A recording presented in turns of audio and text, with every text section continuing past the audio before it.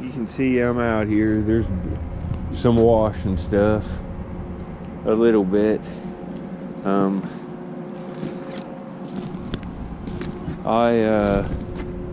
gonna look around, but see, it's froze up. It's pretty froze, but I can still sift in places.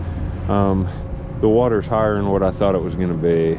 I just came out just because, try to find something, but it's not good conditions. Later. All right, I'm back. I got a point right here, but it's broke. It's a midsection. I can tell by looking at it in the water. It's an Amos. The tip's gone and the base is gone. Man, crap. Can't even hold on to it. Well, I'll get back. I'll show you this in a picture or something. It would have been nice. It's a shame. Later. All right, I'm coming through here and look at this. It just depends on a lot of times what way the wind's blowing. I was up the river around a bend and the wind was blowing this way and then upriver, like north. It would be north, like west, kind of. And it didn't hit that part of the shore. On this side, we got heavy winds. Look at this wash. All of these rocks, and I flipped this rock over. All of these little indentations in this are shell fossils. Look at them shell fossils right there. I'll take some pictures of this. That's cool. And all them indentations are fossils. This whole rock is just filled thick with fossils. Marine fossils. Look at them. But I'm thinking, man, this looks good. And look at it, how the waves have come up and pulled this down, and it's kind of froze. And I come over here, and man, I see a nice black canola point. I'm gonna have to get pictures of it, but see if you can see it here. It looks awful nice. And this black canola chert, I can tell by looking at it from here. But look at these fire pits. These were not here. We got such high winds that it just eroded all this out. Right here's the base clay. See it? That point's laying right on the base clay, and that's where it's been laying since it's fallen out of the bank and slid down here. It's probably been here for decades. Oh man, this was worth a trip today. Let me get pictures of this with my phone and I'll get back and we'll pull this bad boy out. It looks real nice. My first point of 2020, folks. All right, later. All right, folks, I got pictures of it, how it was laying for the video. And I'll put pictures after this of what it looks like. But right here it is. It looks awful nice. Oh yeah. That's an Amos. The black canola chert Amos. This is where I find most of them anymore. There's other places to look. Oh yeah, that's nice. It's a nice little black canola point. Look at that base. Real polished, real nice. It's a nice one for an Amos frame for sure. Well heck, that's not dirt on that tip, that brown spot. That's an inclusion in the flint. It's got like a brown tip. That's nuts. That's not a nice point. Look at the nice chipping. It's an Amos. It's a sharpened kind of weird one, but it's nice. Good fun. First Arrowhead for 2020, folks, right there. Happy New Year, everybody. Thanks for watching. I'm gonna look some more here later. Man, I'm on a roll today. Right about in there is where I found that Arrowhead. I come down here and look at the fire pits. I just thought this was a flake of flint, and I've just got an awesome tool.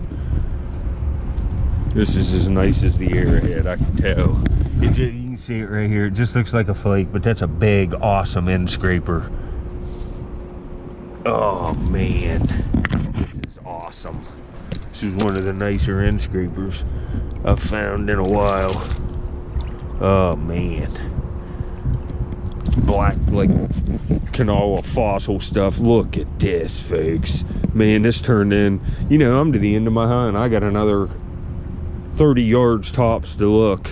And West Virginia's froze up. There ain't even no sense to go over there because the morning sun don't hit it. So it's just solid ice over there. It got in the 20s last night. But look at that. Oh, it's ground like the base of like a concave base Big Sandy, like or a Thebes point from use.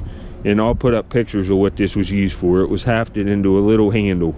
You can see See how it's got kind of lips here, kind of ears, and especially on this right side. It was probably hafted down into a handle like there, and it was resharpened and resharpened and resharpened, and you can see how it's got that lip on it. It's got polish on it because it was used to, I think a lot of times they use these as woodworking, but they also used them as hide scrapers to peel like the skin and stuff, meat off the hide to prepare it.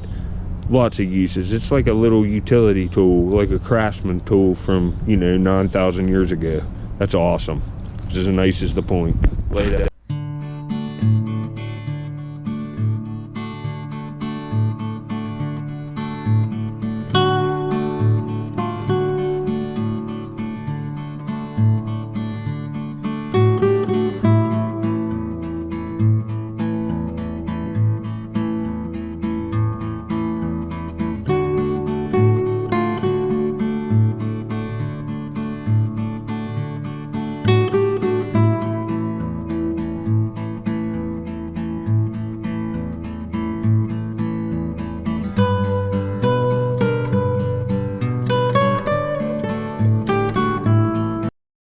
All right,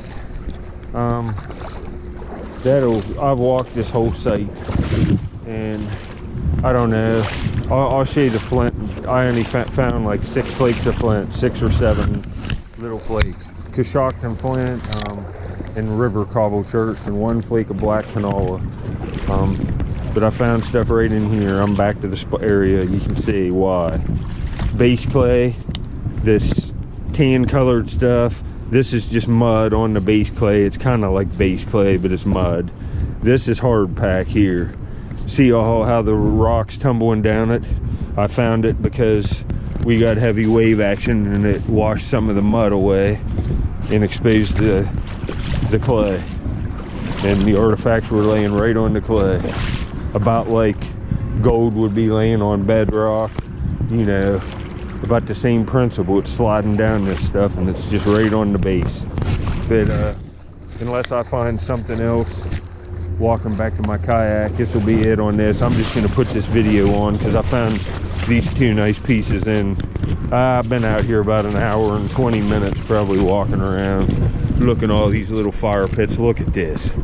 This is ridiculous. And you can tell, see how the rock's all blown apart and cracked up and it's red. It's not the natural color of that stone. Here's a perfect piece. See how this is like a pebble? This was probably a tan pebble. It's been fired repeatedly and this water in it boiled into steam and popped it apart. They chose sandstone mostly and stone that's less dense. Like you don't see much granite in here or nothing. But right there's a hammerstone. I didn't even see that on the way down. It's all beat up. But right there, it's been used. But you can see it. There's another piece. This is what you want to see. These are Indian campfires. They're thousands upon thousands of years old. They're sliding down and there's artifacts all through them. Not all through them, but I find stuff here consistently in this stuff. It's coming right out of that high bank. Look at all them big boulders. All of that's carried in. All of it. Later.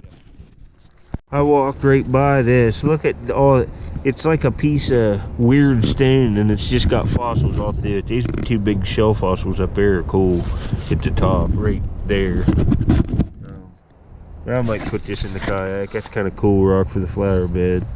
Well, anyway, that'll be it. I gotta get my gloves back on and get up to my kayak. I'm a ways 100 yards still away from it anyway. But Happy New Year, everybody. Later.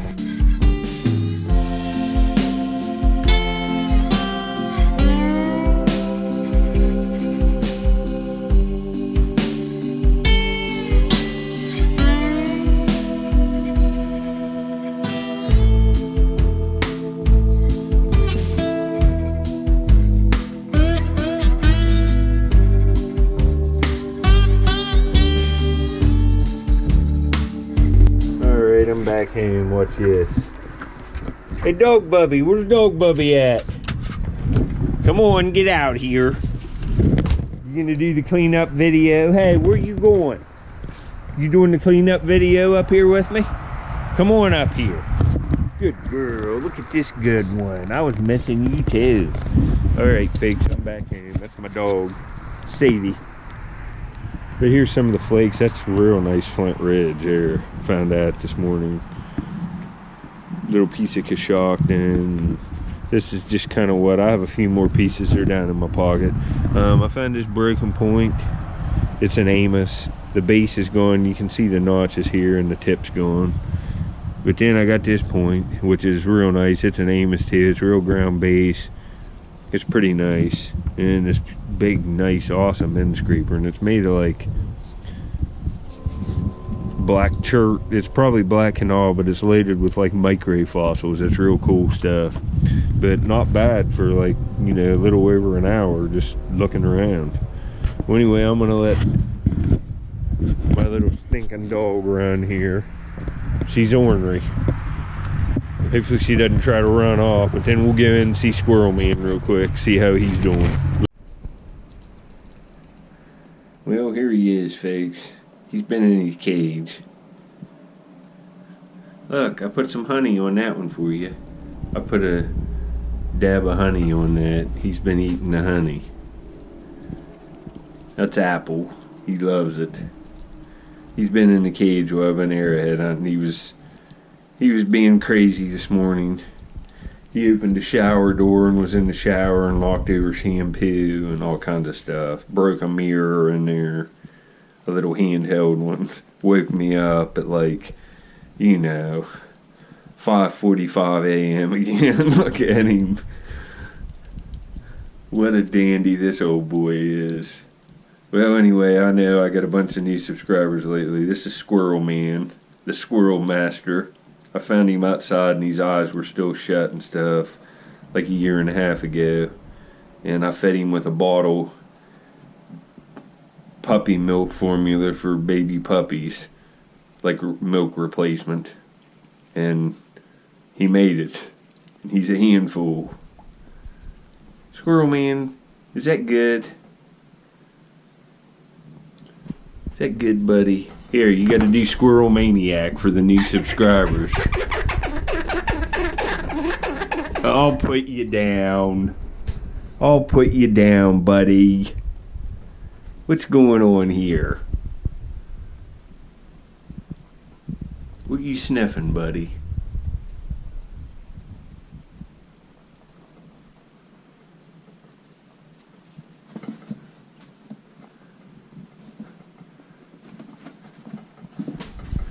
What's going on here? Huh? He just jumped on my shoulder. Get back down there. What's going on here? What was that face? What was that face? Alright, folks. I'll be back on my next hunt. I think I'm going to try to dig a crock tomorrow since I found an arrowhead today. I'll probably look for arrowheads too, but I just am putting on this video, so I'll hold the clips back if I find anything, probably for a few days. But hopefully I can find another crock. Later, folks.